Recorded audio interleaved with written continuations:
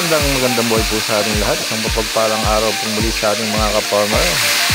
Kumusta na po kayo?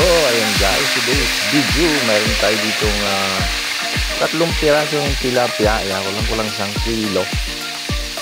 So yung gagawin natin dyan, piprito natin. Nakita tayo dito ng sweet and sour mix. Ayan, gagawin natin gagawa tayo ng sauce nitong ating piniprito na tilapia. Ayan guys. Siyempre meron din tayo dito na sa ating rep na yung mixed vegetable. Kala natin ay yung mix na pang panlagay sa sinangag.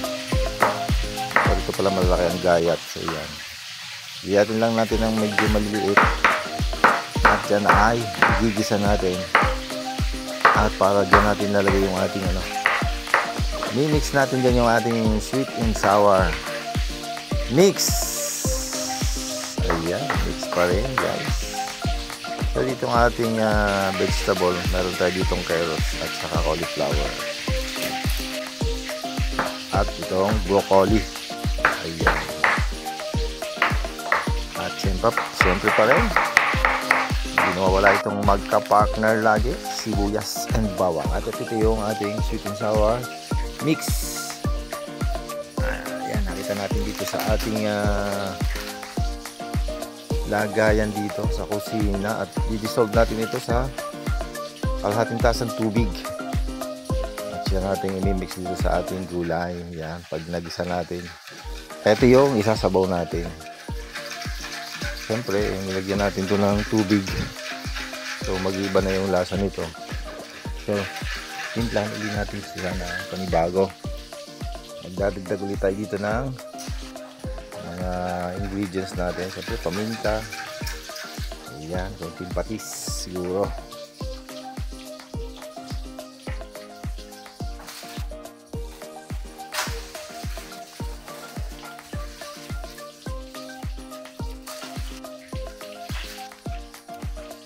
Eto, magikin natin muna. Ayan, sa ating seasoning. Siyempre, lagyan din natin ng ground pepper. Ayan. Para magkaroon siya ng konting hanghang. Konti lang at hahaluin natin para matunaw yung kanyang powder.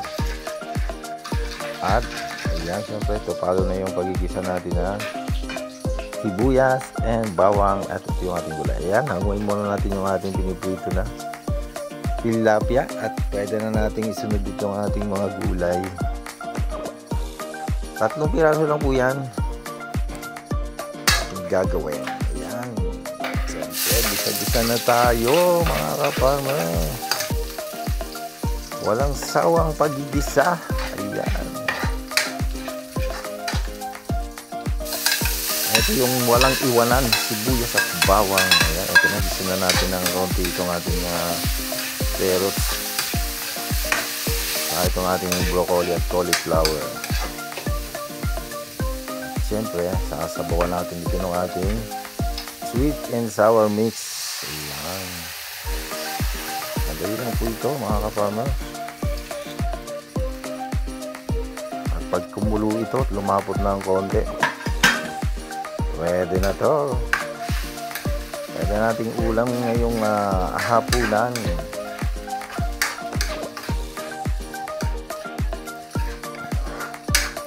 Eto, malapit na siyang kumulo.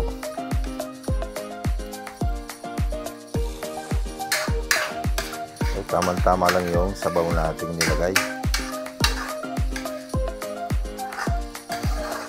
Siyempre, titikman pa rin natin yan kung timplado na.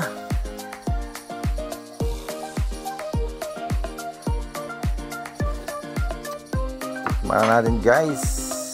Ayan, medyo kulang nga yung timpla natin, yung lasa. So need natin na mag-add ng konting patis. Ito, konting patis at saka konting suka. tumabang kasi itong ating niluto dahil meron tayong nag-add tayo ng tubig at saka itong ating gulay. Galing sa processing ng gulay natin na nagamit. At siyempre, lagyan pala natin ng seasoning. Konting sugar. Tikman ulit natin. Palagay ko okay na to. Pwede na tayo. Malapit na tayong makatapos.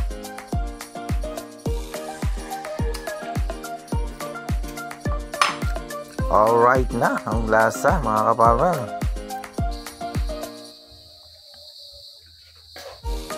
At so yan guys, lalagyan na natin ng sweet and sour itong ating pritong tilapia. Yan, lagyan na lang natin dito sa ibabaw. Ayan guys, ito naman, may ulam na tayo. Napakasimple lang ulam natin. Siyempre meron din tayo dito yung nilagang okra. Wala tayong sabaw, wala tayong gulay. So yun ang pinaka gulay na lang natin. At siyempre etong ating lalagyan natin ng konting patappings na siling green. Ito guys,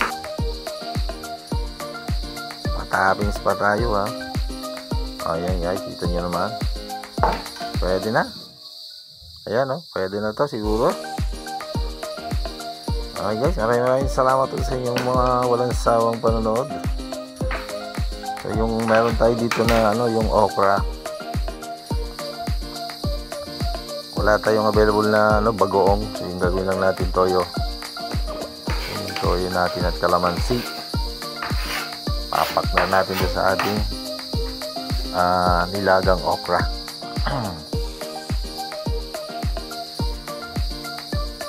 Ayan, at sa mga bago po sa ating YouTube channel, Farmer CQ TV, please like, share, and subscribe lang po. Hit the notification bell, yan, para po maging updated po tayo lagi sa ating mga videos. Ito na guys, ang ating nilagang okra. Pinakuluan lang natin yan ng 2 minutes. At wala tayong gulay, kaya ito na lang yung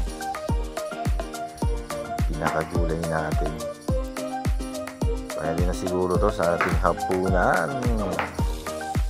Alright!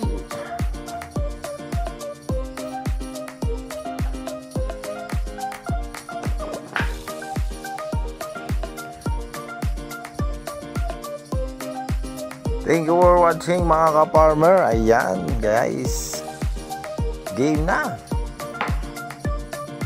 Palagay ko pwede na ito mga ka-farmer.